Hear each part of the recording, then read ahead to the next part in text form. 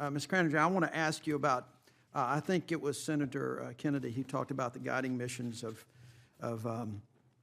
the Bureau. And one of those, under the objectives into the statute, is that consumers are protected from unfair, deceptive, and abusive acts and practices and from discrimination.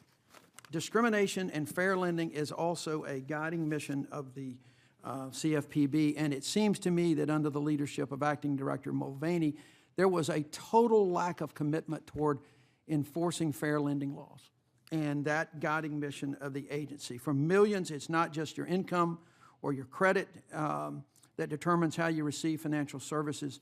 The reality is that it can also be the color of your skin. That's why the government has to be committed to enforcing laws prohibiting discrimination. For years, that discrimination has been direct and explicit, but today it is much more subtle and beneath the surface. In your confirmation hearing, I asked you about that and asked you if you were committed to using disparate impact theory to enforce fair lending violations, which I think is a strong tool that you have in your toolbox to enforce fair lending laws. And I think your answer at that time was you would have a detailed conversation with staff, if confirmed, about the use of disparate impact. Have you had that conversation, and what was the result? So, Senator, we have started that conversation. As you may be aware, the Bureau, in its unified regulatory agenda, stipulated that this is something that may be worth a pre-rulemaking activity so that we can have a conversation about whether disparate impact is cognizable and how under the Equal Credit Opportunity Act. And so that is an issue that I think does deserve some conversation in the public sphere, and we're looking at the best way to facilitate that and take the pre-rulemaking action. All right, what's your personal opinion about the use of disparate impact? Senator, we're still having conversations with staff on that issue. Given that it's in a pre-rulemaking stage, I don't think it's appropriate to talk about a personal opinion on this matter.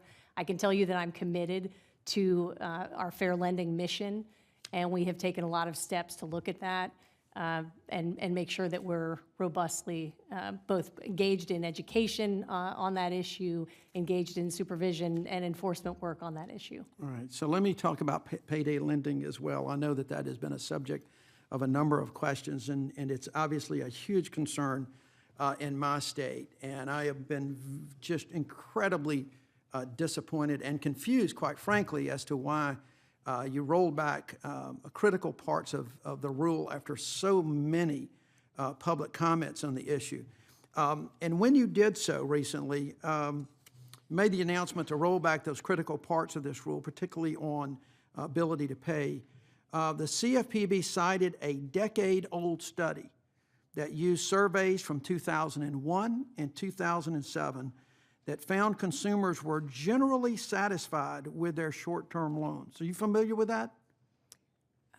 Senator, I do believe there were studies similar to that. I would tell you that we're looking at the full panoply of studies. And well, you cited the study that did surveys from 2001 and 2007, and that study itself said it accounted for differences between the 2001 and 2000 surveys by saying, quote, economic conditions changed and affected survey results. I know you're aware that in 2008 and 2009, we had a major recession in this country, one of the worst since the Depression. So my question, and your change, you said that the results of that study add to the Bureau's preliminary conclusion that its interpretation in the 2017 final rule of limited data, which I disagree with, it was limited data from the Mann survey, provides an insufficiently robust and representative foundation for the findings on which the Bureau relied in concluding that its identified practice was unfair and abusive. How in the world can you justify using a survey from 2001 and 2007 when the economy was doing pretty well and not today's world and the reality after the 2008 and 2009 recession? How do you justify using that as a way to get rid of so many parts of the payday lending rule? So, Senator, we did not rely on any one survey or study, and from that time period or more recently, we're looking at the full evidence base, both that underlie the 2017 rule and evidence that may come Well, forward. this was the through only this rule open that I saw that process. was cited. This was the only studies that I saw that was cited. I didn't see anything about surveys of people today, in today's world, or even in 5 years ago when they were having trouble. So this study that I'm talking about was relied on pretty heavily in this, and I'm trying to figure out how that rule was even cited as representative of what's happening in 2019.